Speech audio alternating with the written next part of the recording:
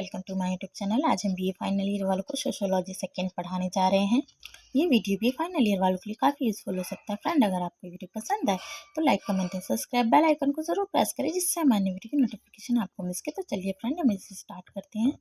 तो फ्रेंड, आज का हमारा टॉपिक है सांख्यिकी का अर्थ तथा परिभाषा दीजिए एवं सामाजिक अनुसंधान में इसकी उपयोगिता पर प्रकाश डालिए। तो कुछ इस तरह से हमारे क्वेश्चन है और कुछ इस तरह से हमारे क्वेश्चन है अथवा करके, तो आपको किसी भी प्रकार से क्वेश्चन दे सकता है, इसलिए हम आपको सारे क्वेश्चन दिखा रहे हैं।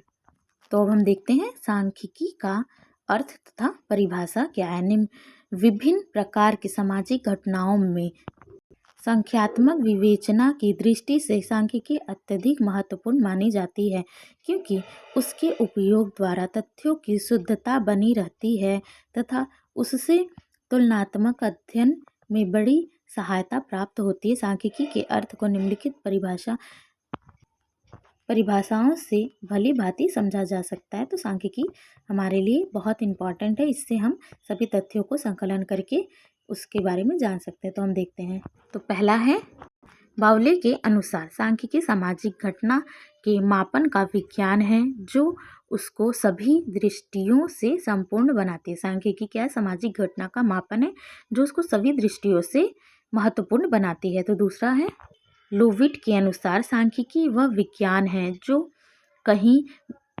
जो किन्हीं घटनाओं की संख्या, विवरण और तुलना के लिए आंशिक तथ्यों का संकलन, वर्गीकरण और सारणीकरण का काम करता है। तो सांख्यिकी हमारे लिए ज़रूरी है क्योंकि वो सभी चीज़ों को इकट्ठा करके बताती है हमें, इसलिए इन्होंने बताया। तो तीसरा है, किंग के अनुसार सांख्यिकी का विज्ञान वह पद्धति है जिसमें प्रमाण तथा अनुमान द्वारा प्राप्त निष्कर्ष के आधार पर प्रकृति अथवा सामाजिक घटना का समूह मूल्यांकन किया जाता है। तो इन्होंने क्या बताया? सांख्यिकी का विज्ञान वह पद्धति है जिसमें प्रगणना तथा अनुमान द्वारा प्राप्त निष्कर्षों पर प्रकृति अथवा सामाजिक घटनाओं का मूल्यांकन किया जाता है। हमें समाज के बारे में मूल्यांकन करने की आवश्यकता किस प्रकार से होती है उसके बारे में इन्होंने बताया। तो फिर है सांख्यिकी के प्रकार। तो पहला है वर्णात्मक सांख्यिकी। इस सांख्यिकी का संबंध किसी समूह या वर्ग के आकांतमक वर्ण से होता है। सांख्यिकी में प्राय समूहों या वर्गों का अध्ययन होता है। सांख्यिकी में प्राय समूहों या वर्गों का अध्ययन होता है, इसीलिए सांख्यिकी समूह या वर्ग की स्थिति की विवेचना करती है। उदाहरण देखते हैं। समूह की केंद्रीय प्रकृति का अध्ययन यह बतलाता है कि समूह या वर्ग के मापन का मध्यांक अथवा बहुलक क्या है। इस प्रकार से विचलन का माप इस तथ्य की विवेचना करता है कि समूह समजाति है अथवा विषम जाति। तो ये कौन सी जाति है उसका वर्णन करते हैं। तो फ्रेंड, अब हम सांख्यिकी का महत्व देखते हैं कि इसका क्या क्या महत्व है। तो पहला महत्व हम देखते हैं, यथार्थ वर्ण। प्रत्येक विज्ञान का लक्ष्य सत्य तथा सूक्ष्म का वर्ण करना है। सांख्यिकी भी एक ऐसी शब्दावली है जिसके द्वारा यह कार्य सुविधाजनक रूप से किया जाता है। मतलब सांख्यिकी का क्या अर्थ है? इसका एक ही लक्ष्य है कि सत्य और सूक्ष्म एकदम शीशे की तरह सत्यता साफ हो, उसके बारे में इसका अध्ययन करना है। सांख्यिकी का लक्ष्य यही है। तो दूसरा है, निश्चित विधियों का उपयोग। सांख्यिकी सामाजिक अनुसंधान में निश्चित विधियों के उपयोग के लिए बाध्य करती है। जो है ये निश्चित विधियों के लिए लोगों को बाध्य करती है। इसके फलस्वरूप अध्ययन में वस्तुनिष्ठता, सत्यता और सूक्ष्मता जैसी गुणों का समावेशन हो जाता है। तो ये जब लोगों को बाध्य करती है तो उनका जो निष्कर्ष होता है वो बहुत ही अच्छा आता है और उनकी सत्यता, वस्तुनिष्ठा, सूक्ष्म एकदम बहुत ही अच्छा इसीलिए इसको गुणों का समावेशन भी कहा जाता है। तो फिर तीसरा है, तथ्यों की माप संभव है। सांख्यिकी द्वारा सामाजिक तथ्यों का सफलता मापन भी किया जाता है। सांख्यिकी विधियां संख्यात्मक तथ्यों की स्थिति का स्पष्टीकरण करने के साथ साथ न मापे जा सकने योग्य तथ्यों के लिए भी ऐसे नए पैमाने का निर्माण करने में सहायक प्रदान करती हैं, जिससे कि इन तथ्यों को भी मात्रा और संख्या में प्रकट किया जा सके। इसमें बताया गया है कि इसमें तथ्यों का मापन संभव हो सकता है सांख्यिकी द्वारा। इसे एक संख्या के रूप में बताया गया है। तो फ्रेंड, हम देखेंगे सांख्यिकी की सीमाएं क्या क्या है। पहला है गहन अध्ययन करने के लिए अनुपयुक्त है। अनुपयुक्त तो देखते हैं, गहन अध्ययन करने वाले विषयों के लिए सांख्यिकी विधि पूर्वक रूप से अनुपयुक्त है, क्योंकि सांख्यिकी विधियां कुछ मुख्य बातों की बाहरी तौर पर अध्ययन करती हैं। कुछ मुख्य बातों की बाहरी तौर पर अध्ययन करती हैं, जबकि वास्तविकता यह है कि मनुष्य का व्यवहार अत्यधिक जटिल है।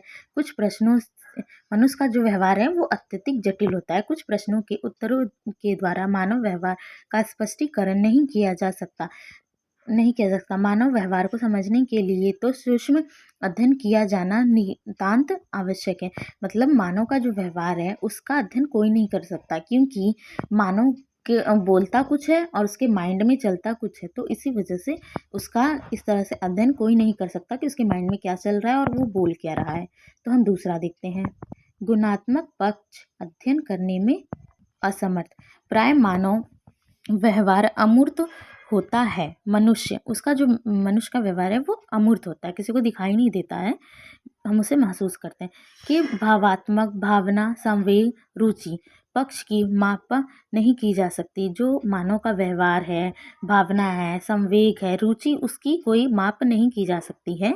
सांख्यिकी विधियां गुण सामाजिक तथ्यों के संख्यात्मक पक्ष का अध्ययन तो कर सकती है। सांख्यिकी जो विधियां हैं वो सामाजिक तथ्यों का संख्यात्मक कर सकती हैं, परंतु सामाजिक तथ्यों के गुणात्मक पक्ष का अध्ययन करने में वे नितांत असमर्थ हैं। मतलब वो जो समाज के तथ्यों का गुण है मानव के द्वारा, उसको वो नहीं कर सकती हैं, तो वो असमर्थ है उसमें। तो फिर हम देखते हैं थर्ड वाला, व्यक्तिगत विशेषताओं का अध्ययन संभव नहीं। सांख्यिकी विधियों के द्वारा व्यक्तिगत विशेषताओं का अध्ययन किया जाना संभव नहीं। व्यक्तिगत जो विशेषताएं हैं उनका अध्ययन नहीं किया जा सकता है सांख्यिकी विधियों द्वारा।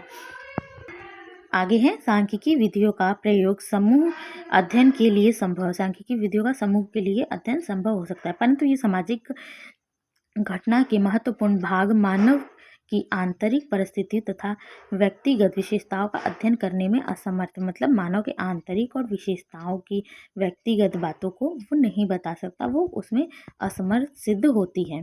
तो लास्ट है हमारा फोर्थ वाला, गतिशील घटनाओं का अध्ययन संभव नहीं।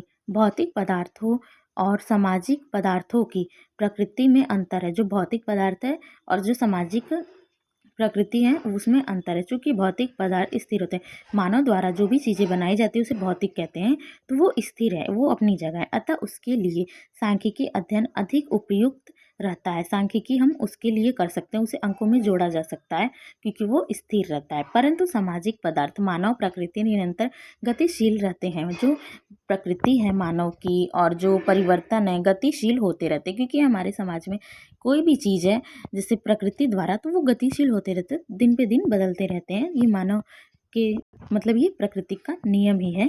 तो आगे है रहते हैं, इस कारण गतिशील मानव व्यवहार का सांख्यिकी विधि द्वारा अध्ययन किया जाना अत्यंत कठिन कार्य है। तो इस तरह से हम प्रकृति का अध्ययन नहीं कर सकते हैं, ये बहुत कठिन काम है। फ्रेंड, हम आपको बताते हैं सांख्यिकी क्या है आखिर में। तो जैसे सांख्यिकी, हम किसी संख्यों के बारे में जोड़ें तो उसे हम सांख्यिकी कह सकते हैं। अब जैसे कि हम अनुमान लगा सकते हैं कि वो व्यक्ति बहुत ज़्यादा धनी है, तो वो हमसे बहुत ज़्यादा अमीर है, तो ये कहना गलत हो सकता है, क्योंकि उसका धन और अपना धन हमने मिलाया तो नहीं है कि कितना है कितना नहीं, तो ये सांख्यिकी में नहीं आता है।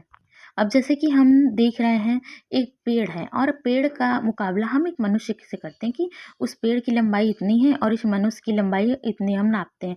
तो ये करना असंभव है, ये करना मूर्खता कहलाएगी, क्योंकि पेड़ आज छोटा है, कल को वो बड़ा हो जाएगा। मनुष्य अपने हिसाब से बड़ा होगा, अपने शरीर की ग्रोथ के हिसाब से होगा कि उसकी लंबाई कितनी है कितनी नहीं, वो अपने ग्रोथ के हिसाब से होगा, किसी के कहने ना कहने से नहीं होगा। तो ये भी कहना सांख्यिकी में नहीं आ सकता है।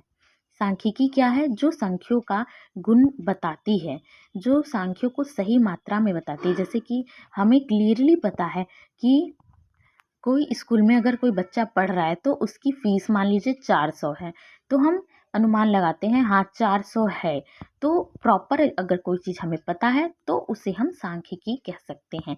किसी चीज़ का अध्ययन जो सही हो वही सांख्यिकी होता है। जो अनुमान लगाया जाता है उसे सांख्यिकी कहना व्यर्थ है।